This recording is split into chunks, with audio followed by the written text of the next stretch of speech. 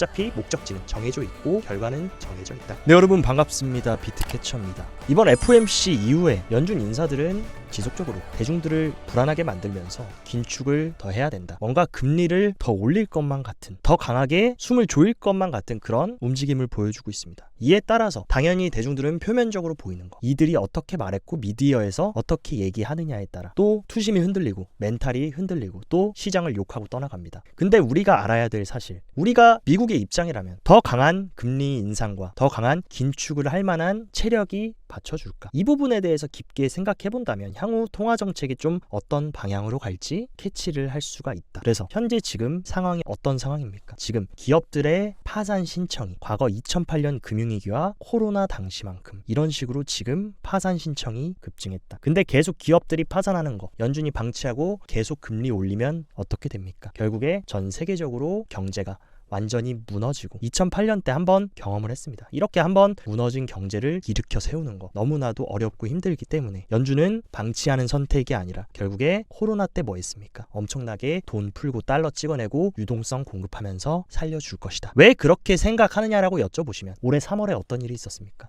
미국의 대형 은행들, 지역 은행들이 줄줄이 파산하면서 위기에 봉착했을 때 그때도 결국에 연준이 꺼냈던 거는 하나였다. 3월 달에 216조 원 사상의 최대 유동성을 지원하면서 할인 창구와 BTFP 가동해서 결국에는 또 유동성 풀어서 막아줬다. 이런 식으로 또 위기에 봉착한다면 연준은 또다시 돈을 풀면서 유동성을 공급할 거다. 그리고 현재 지금 어떤 상황입니까? 미국의 신용카드 손실, 금융위기 이후로 가장 빠르게 증가하고 있다. 지금 가계부채도 지금 최대 한도에 달았고 미국의 부채 상황도 전례 없는 수준으로 치솟고 있는데 여기서 금리를 더 올려버리고 더 강한 긴축을 하겠다라는 것은 너 죽고 나 죽고 모두가 다 자멸하는 길이다. 그렇기 때문에 어쩔 수 없이 연준은 울며 겨자 먹기로 금리를 올리고 싶고 인플레이션을 잡고 싶지만 그러기는 쉽지 않을 것이라는 게 저의 지금 현재 매크로에 대한 전망입니다. 그리고 여러분들이 아셔야 되는 거, 연준은 지금까지 단 한 번도 금리를 동결하거나 내릴 때 미리 대중들한테 알려주고 내린 적은 없었습니다. 왜냐하면 파월이 어떻게 말하느냐에 따라 대중들의 심리가 결정되고, 예를 들어서 안 그래도 지금 유가 때문에 인플레이션 올라가고 또다시 물가 상승하려고 하는데 파월이 단정지어서 이제 금리 인상 안 합니다. 앞으로 금리 동결하고 내년에 금리 인하하고 유동성 풀 겁니다. 라고 하면 어떻게 되겠습니까? 또다시 소비 올라갈 거고, 그렇게 되면은 또다시 인플레이션 올라간다. 그렇기 때문에 파월이 발언만으로 긴축에 대한 좀 매파적인 스탠스만 보인다라고 해도 어느 정도 인플레이션을 억제할 수 있는 그런 억제력이 있기 때문에 지금 연준은 계속해서 시장에 겁을 주고 있는 것이다. 그리고 실제로 CME 페드 워치에 따르면 다음 FOMC가 11월입니다. 11월에도 금리 동결 확률이 지금 74%. 이런 식으로 지금 페드 워치도 어쨌든 간에 금리를 또 추가 인상하기보다는 일단 동결하는 흐름을 예측하고 있고, 그리고 7월 이후에도 흐름을 보면 아마 제가 봤을 때 5.25에서 5.5% 현재 금리를 계속 유지하면서 내년 하반기부터는 조금씩 금리를 내리면서 유동성을 풀어주지 않을까, 그렇게 가고 있기 때문에 여러분들이 너무 지금 단순히 이 발언들에서 위축되기보다는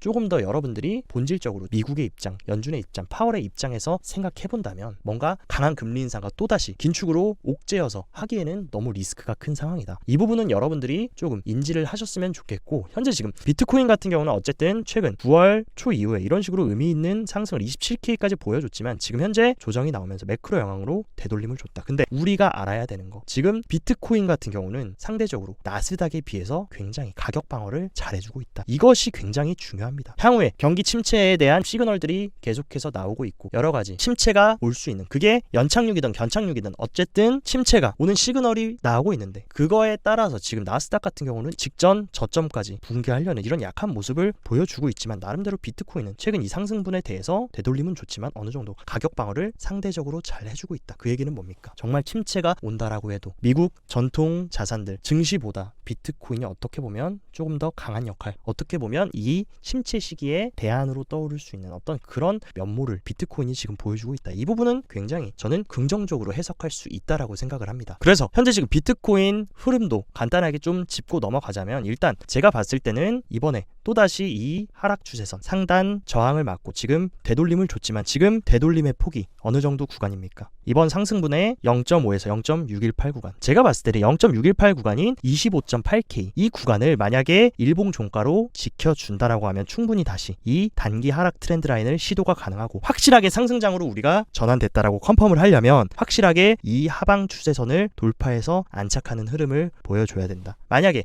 25.8K까지 붕괴한다라고 하면 충분히 직전 저점인 이 25K 구간까지 눌려줄 수는 있지만 현재 이 구간에 굉장히 강한 지지가 예상되는데 그 이유가 뭡니까? 현재 지금 파이어 차트 흐름을 보면 이 25K에 다시 한번 굉장히 강한 매수벽이 형성이 됐다. 그렇기 때문에 이 구간을 한 번에 뚫어주기는 쉽지 않을 것으로 일단은 판단이 되고, 우리가 투자자별 동향을 보면 일단 굉장히 스마트한 트레이딩을 하는 보라 고래들은 어쨌든 지금 아직도 갈팡질팡하면서 매도세에 동참을 하고 있고, 지금 가장 큰 갈색 고래까지 매도세에 동참하고 있는 만큼 충분히 추가적인 조정은 열어놔야 되지만 이 25K는 최종적인 마지노선으로 지켜주고 올려주지 않을까라고 저는 보고 있습니다. 그래서 패턴으로 보자면 만약에 0.618 구간 25.8K를 지켜준다라고 하면 저는 이런 식으로 역헤드앤 숄더로 치고 올려주는 그림, 만약에 25K 매물대까지 빼준다라고 하면 저는 쌍바닥을 찍고 올려주는 그림, 두 가지 시나리오로 보고 있기 때문에 어쨌든 단기적인 하방은 열어놔도 결국에 직전 저점을 깨고 이탈하고 추가 하락하기에는 쉽지 않은 상황이다 라고 저는 개인적으로 보고 있습니다. 그렇기 때문에 여러분들도 단기 트레이딩 하실 때 좀 참고를 하셨으면 좋겠고, 현재 단기적인 비트코인 가격은 흔들리면서 투자자들을 불안하게 하고 있지만 수면 아래에서 글로벌리스트들과 금융 엘리트들의 발빠른 움직임은 계속 진행이 되고 있습니다. 그래서 미국 1회 은행인 JP모건이 대세는 중국과 러시아 아니다, 채권 벤치마크에 인도를 편입했습니다. 근데 어느 정도의 수치냐? 내년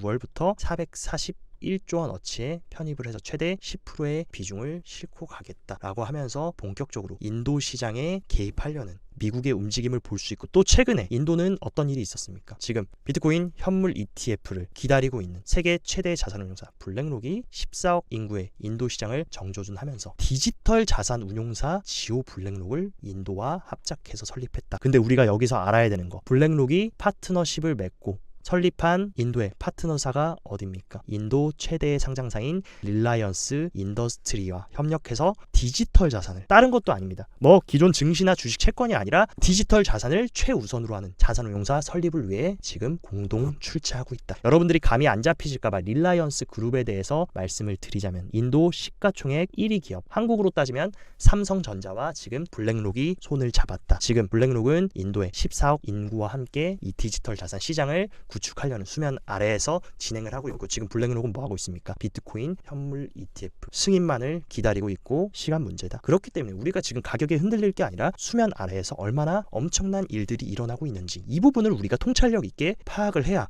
우리가 이런 단기적인 흐름, 매크로의 흔들기에 개미털기 당하지 않고 우리가 내년 다음 상승 사이클까지 굳건하게 버티면서 가실 수가 있는 거다. 그리고 현재 지금 G20의 의장국이 누굽니까? 지금 인도다. 근데 인도가 지금 국제 가상자산 프레임워크 도입을 지금 속도내서 추진하려는 모습. 그래서 G20 회원국 정상들이 가상자산에 관한 국가 간 프레임워크의 신속한 도입을 위한 선언문에 합의했다. 이 얘기는 뭡니까? 결국에 크립토를 정식 기존 자산들, 주식이나 부동산, 채권처럼 정식 자산으로 전 세계적으로 수용하려는 모습을 지금 G20에서도 박차를 가하고 있고, 그런 움직임을 지금 인도가 진두지휘해서 정조준하고 있다. 이 부분을 안다라고 하면 지금 미국과 글로벌 리스트들이 어떤 식으로 크립토 판을 짜고 가상자산의 패권을 가져오려고 하는지 우리가 캐치할 수가 있다는 것입니다. 그리고 최근 굉장히 재미있는 데이터가 나왔는데, 아캄 인텔리전스에 따르면 코인베이스의 비트코인 보유량이 94만 7천 개.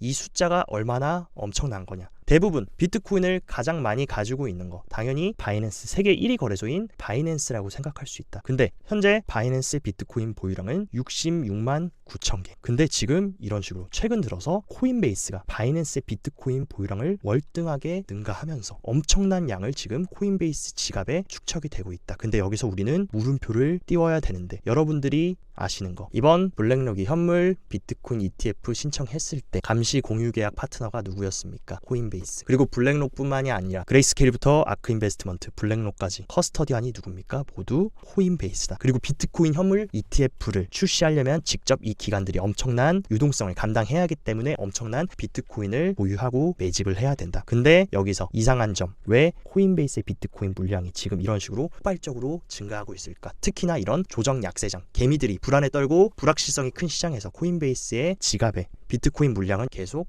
축적이 되고 있을까? 이 부분만 보더라도 지금 수면 아래서 어떤 일이 이루어지고 있는지 한눈에 캐치를 해야 됩니다. 그리고 최종적으로 SEC 파이널 승인 데드라인이 언제입니까? 3월달이라고 하면 그때까지 충분히 글로벌 리스트들과 기관들이 매집할 수 있는 시간을 미국 정부와 이런 월가 엘리트들이 미디어를 통해서 불안감을 조성하고 개미들의 물량을 받아서 축적하는 움직임이 지속되고 있다는 거 우리는 바로 캐치를 해야 됩니다. 그리고 코인베이스가 또 굉장히 의미 있는 행동들을 보여주고 있는데, 코인베이스가 비트코인 거래소 확장에 대해서 스페인 은행의 승인을 획득했다. 그리고 해당 내용을 보면 스페인은 코인베이스가 주목을 받은 많은 유럽 국가 중에 하나고, 이 회사는 네덜란드, 이탈리아, 아일랜드에서도 VASP로 등록이 되어 있다. 그리고 유럽 외에도 코인베이스는 세계 다른 지역에서도 진전을 이루고 있다. 제가 항상 말했던 거, 비트코인 현물 ETF가 정식 승인되기 전에 선결 조건이 뭡니까? 미국이 암호화폐 거래소에 패권을 가져오는 거. 지금 세계 1위 거래소인 바이낸스로부터 코인베이스로 이 확장성, 이 점유율을 가지고 오는 일련의 작업들을 계속하면서 바이낸스 죽이기, 바이낸스 때리기를 지속함과 동시에 반대로 코인베이스는 이런 식으로 유럽 서방 쪽으로 점점 확장성을 가져가면서 패권을 잡아가려는 모습. 그리고 유럽 연합의 더 넓은 맥락에서 미카는 암호화폐 부분의 중추적인 순간으로 두드러진다. 업계에서는 미카가 제공하는 규제 명확성을 높게 평가하고, 따라서 이 혁신적인 기술의 잠재력은 국회의원들로부터 인정을 받고 있다. 근데 굉장히 재밌는 사실, 지금 유럽은 반대로 바이낸스는 배척하고 있고 코인베이스는 이렇게 수용하고 있다. 여기에 숨은 진짜 뜻이 무엇일까? 거기에 대해서 우리는 파악해야 됩니다. 어차피 목적지는 정해져 있고 결과는 정해져 있다. 그러니까 우리는 계속 구축해 나가고 흔들림 없이, 만약에 흔들리고 팔고 욕하고 떠나가는 사람 붙잡지도 말고 얘기해 줄 필요도 없습니다. 그런 사람들은 보내주고 우리는 그들의 물량을 받아서 중장기적으로 내년 사이클을 차근차근히 준비하면 된다. 아직도 하반기 4분기 10월, 11월, 12월까지 하반기 시간이 남아있다. 그 시간을 우리도 월가 금융 엘리트들과 기관들처럼 준비를 잘 해나가면 된다는 거 여러분들이 명심하셔야 됩니다. 그리고 또한 우리가 연결고리를 찾을 수 있는 게 400억 달러 규모의 산탄데르 은행. 이 은행으로 얘기하자면 스페인 최대의 은행이자 유럽 5위권 글로벌 은행입니다. 근데 이 글로벌 은행이 최근 트위터에다가 라이트닝 네트워크에 대해서 트윗하면서 라이트닝 네트워크를 도입하려는,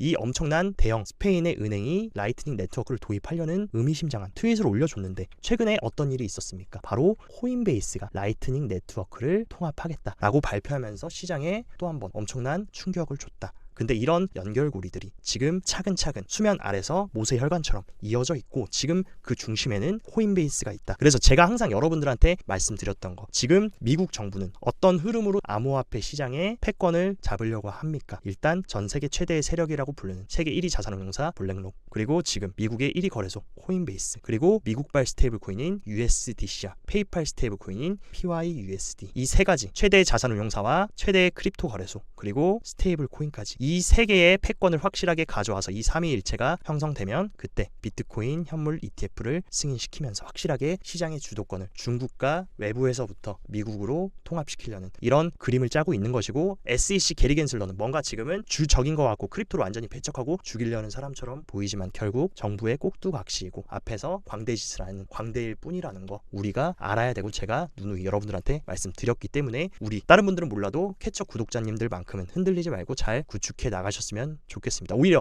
시장을 욕하고 떠나가고 사람들이 비관론이 팽배할 때가 지나고 나면 언제나 최적의 매집 기간, 분할 매수 기간이었다는 거 우리는 이미 지금까지 여러 번의 사이클로 경험을 했다. 그러니까 흔들리지 마시라고 말씀을 드리고 싶고, 현재 온체인 데이터로도 몇 가지를 확인을 해보면 이 반감기를 기준으로 지금까지의 사이클을 보자면 보통 반감기 1년 전에 이런 식으로 의미 있는 상승장의 초입을 보여줬고 반감기 이후에 상승 사이클이 시작됐다. 과거에도 2016년 반감기 전에 이런 식으로 축적의 단기 상승 초입을 보여주고 나서 반감기 이후에 대상승. 이번에도 마찬가지였습니다. 2020년 반감기에도 이런 식으로 축적의 구간을 1년 전에 보여주고 그 이후에 상승하는 흐름. 지금도 반감기가 이제 내년 4월까지 대략적으로 한 7개월 정도 남았다. 그러면 이 남은 기간 동안 우리는 뭘 해야 됩니까? 폭등하지 않더라도 우리는 분할로 모아가고, 그 다음에 2024년 반감기가 지나고 나면 상승하면서 상승 사이클이 오는. 그리고 레인보우 차트를 여러분들이 보자면 어쨌든 간에 레인보우 차트가 이 파란색 구간에 있을는 언제나 좋은 저가 매집 기간이었다. 그렇기 때문에 단기적으로 오늘 내일 가격을 보는 게 아니라 내년 비트코인 현물 ETF 승인이 예정되어 있고 반감기가 예정되어 있고 미국 대선과 금리 인하까지 유동성 공급까지 예정이 되어 있는 지금 이 시기를 어떻게 잘 준비하느냐에 따라 결국에 우리는 적어도 이 무지개 초록색이나 노란색, 빨간색 구간에 분할로 팔고 나오면 된다. 어쨌든 간에 우리가 가까이서 보면 폭락 같지만 멀리서 보면 조정이었다는 말. 그렇기 때문에 지금은 어떻게 보면 뭔가 시장이 망할 것만 같고 다시 신저가 갱신하고 15K 깰 것 같지만 이미 최저점 받은 바닥은 지나왔고 지금은 기관들과 월가 엘리트들이 크립토 시장에 큰 판을 짜기 위해서 물량들을 개미들로부터 받아오는 그 일련의 과정들이 진행되고 있다는 거 여러분들이 기억하셔야 됩니다. 그리고 현재